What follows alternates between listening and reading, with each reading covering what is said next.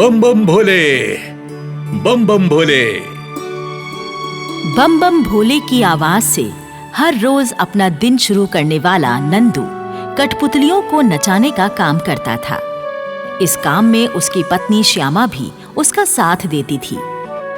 दोनों मिलकर कठपुतलियां बनाते, उन्हें रंगते, उनके कपड़े बनाते, प्यार से उन्हें सजाते और फिर उन्हें ले जाकर जगह जगह अपनी उंगलियों पर नचाते और कठपुतलियों का नाच दिखाते।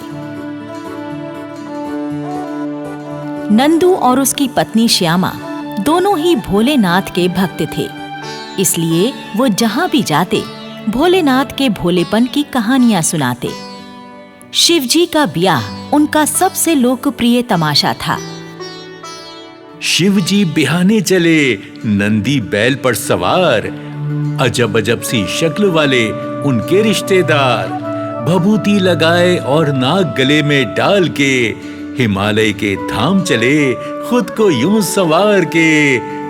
शिवजी के ब्याह की इस कथा में नंदू और श्यामा अपनी बनाई कठपुतलियों से शिव पार्वती ब्याह दिखाते, जिसे देखकर भक्तों की आंख से भक्ति भाव से भरे आंसू गिरने लगते।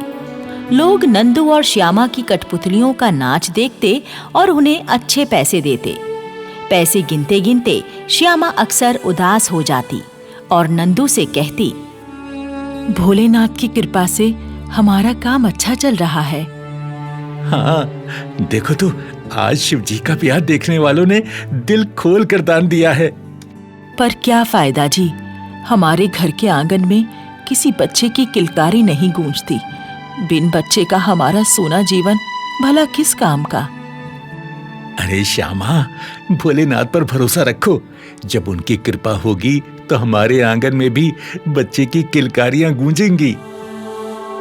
हाँ, उन पर तो इतने बरसों से भरोसा है, पर अभी तक उनकी कृपा नहीं हुई। अरे होगी श्यामा, जरूर होगी। तुम देखना, हमारे आंगन में भी एक दिन हंसते खेलते बच्चे के स्वर गूंजेंगे। हाँ, ऐसा मेरा विश्वास है।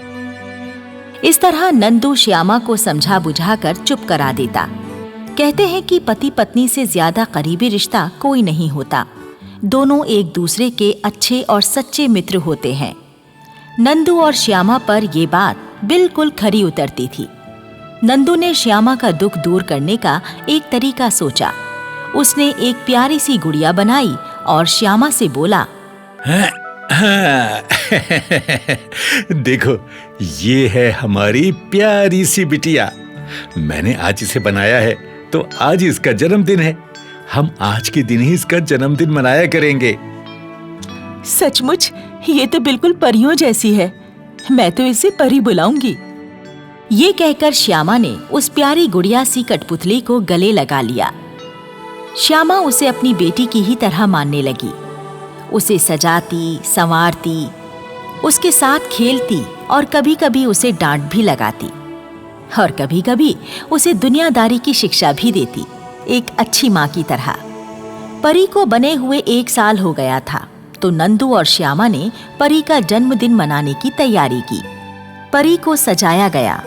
उसके जन्मदिन पर दूसरी कुछ छोटी छोटी कठपुतलियां मेहमान बनकर आईं। नंदू और श्यामा परी का जन्मदिन मनाकर बहुत खुश थे। पर तभी श्यामा परी को गले लगाकर फूट फूट कर रोने लगी। नहीं जी, मेरा दिल ऐसे नहीं बहलता। मुझे अपनी जैसी परी बिटिया चाहिए, जो मुझसे बात करे, मुझसे शरारत करे, मुझे परेशान करे, मुझसे रूठे। कभी मेरी कोई चीज उठाकर फेंक दे, कभी मैं उसे डांटूं तो छुप जाए, फिर मैं उसे मनाऊं, अपने हाथ से खाना खिलाऊं। मुझे एक असली बेटी चाहिए, इससे मेरा दिल नहीं बहलता। अरे चुप हो जाओ श्यामा, देखो मैंने भी तो खुद को संभाला हुआ है ना।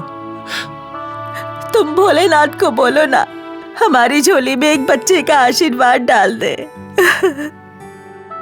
नंदू ने समझा बुझाकर श्यामा को चुप करा दिया। श्यामा बिना कुछ खाए पिए सो गई। नंदू मन ही मन भोलेनाथ से प्रार्थना करने लगा। हे भोलेनाथ, मैं तो किसी तरह अपने मन को समझा लेता हूं, पर श्यामा का दुख मुझसे नहीं देखा जाता, नहीं देखा जाता भोलेनाथ, मुझसे उसका दुख नहीं देखा जाता।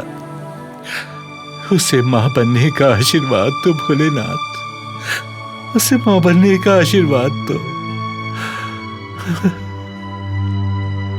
प्रार्थना करते करते नंदू भी सो गया। जैसे ही नंदू की आंख लगी, उसे एक सुनहरी कांवड़ दिखाई दी और उस कांवड़ के पीछे से झांकती एक सुंदर सी गुड़िया भी हंसती खिलखिलाती नजर आई।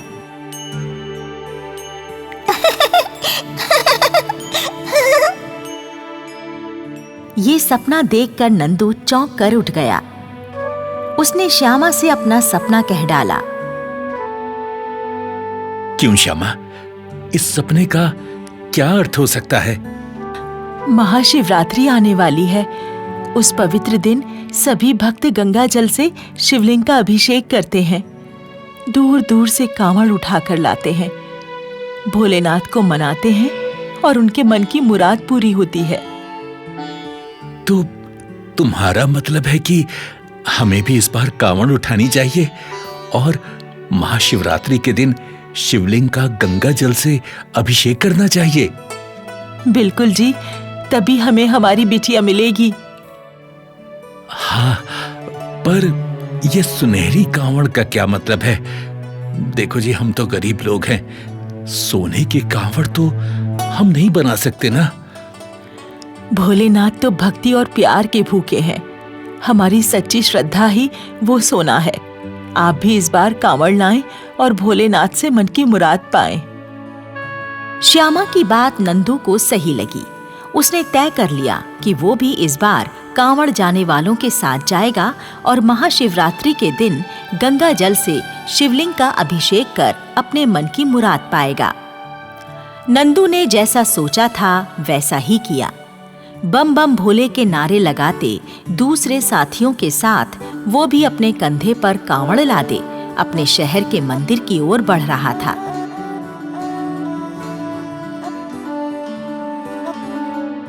जगह जगह लगे शिविरों में नंदू भी अपने साथियों के साथ रुकता, विश्राम करता, भोजन और पानी पीता और फिर आगे बढ़ जाता।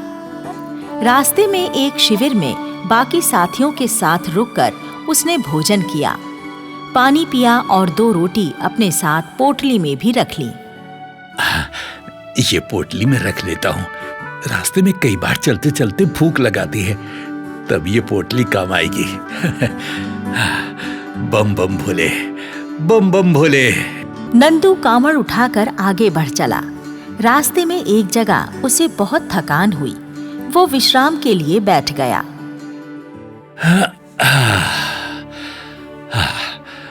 यहाँ बैठ जाऊं थोड़ी देर के लिए। अरे थोड़ी देर आराम करने में कोई हानि नहीं है। मैं तो वैसे भी समय से आगे ही हूँ, पिछली टोली के साथ आगे बढ़ चलूंगा। हाँ। ये सोचकर नंदू ने पूरे सम्मान के साथ कांवड़ को नीचे रखा और बैठ गया। उसने पोटली में रखी हुई 2 रोटियां निकाली, पर तभी उसे एक बैल की आवाज सुनाई दी। ओह, आओ आओ नंदी बाबा, लगता है भोलेनाथ ने ये रोटियां रखने का आदेश तुम्हारे लिए ही दिया था। ये तुम्हारी ही हैं, लो इन्हें ग्रहण करो।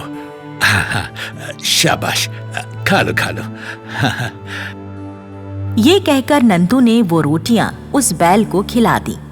नंदू पेड़ की छाया के नीचे बैठा था। ठंडी ठंडी हवा चली और उसे नींद आ गई। क्योंकि नंदू मुख्य रास्ते से हटकर थोड़ी दूरी पर बैठा था, सो दूसरी टोलियां उसे देख नहीं पाईं। सुबह चिड़ियों के चहचहाने की आवाज से नंदू की आंख खुली।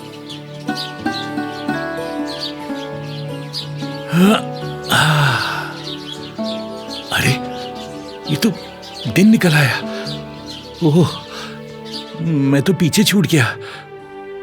आज ही तो महाशिवरात्रि का दिन है। हे भोलेनाथ, भोलेनाथ क्षमा करो, ये क्या हो गया? हाँ? तभी नंदू की नजर अपनी कांवड़ पर पड़ी। सूरज की किरणें उस पर पड़ रही थीं और ठीक वैसी ही सुनहरी कांवड़ लग रही थी जैसी नंदू ने सपने में देखी थी। नंदू ये देखकर आश्चर्यचकित हो गया। हाँ, सुनहरी कांवड़, ये तो बिल्कुल मेरे सपने जैसी लग रही है। ये क्या भोलेनाथ, ये कैसा चमत्कार है। हाँ। तभी सुनहरी कांवड़ से टकराती सूरज की किरण सामने के मंदिर पर जाकर पड़ी, जहां हवा के झोंकों से टकराती घंटियों की आवाजें आ रही थीं। नंदू ने अपनी सुनहरी कांवड़ उठाई और उस मंदिर की तरफ चल दिया। मंदिर पहुंचकर उसने देखा कि वहां एक शिवलिंग बना हुआ था। नंदू समझ गया कि भोलेनाथ उसे इस मंदिर तक पहुंचाना चाहते थे। तभी वो सारे संकेत दिए। महाशिवरात्रि का दिन था। नंदू ने अपनी कांवड़ से गंगा जल निकाला, शिवलिंग का अभिषेक किया और अपने मन की मुराद पूरी करने के लिए भोलेनाथ से प्रार्थना की। नंदू, आंखें खोलो।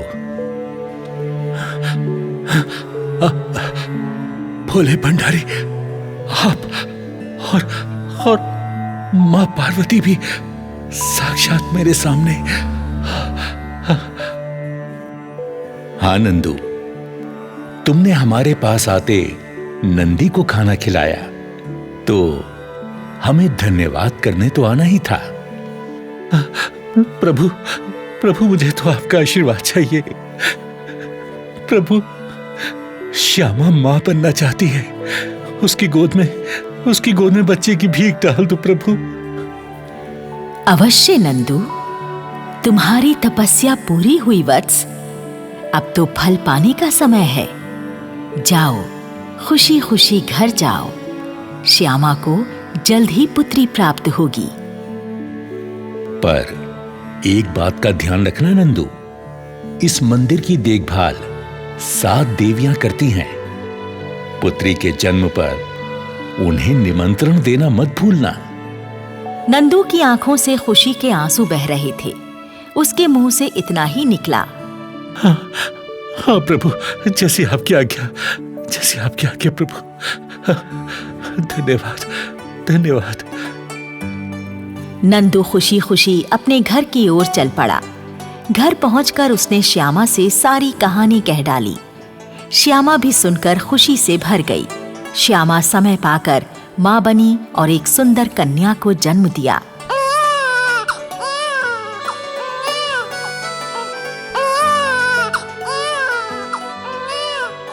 नंदू को याद आया कि उसे मंदिर की 7 देवियों को भी निमंत्रण देना है। नंदू खुशी खुशी मंदिर गया और श्रद्धा से सिर झुकाकर उन 7 देवियों को कन्या को आशीर्वाद देने के लिए आने का निमंत्रण दिया। देवियों ने खिलखिलाकर अपने आने की सहमति दी।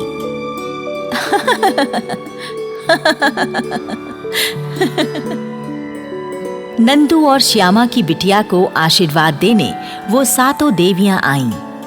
पहली देवी ने आशीर्वाद दिया कि तुम्हारी बेटी की सुंदरता की सभी तारीफ करेंगे।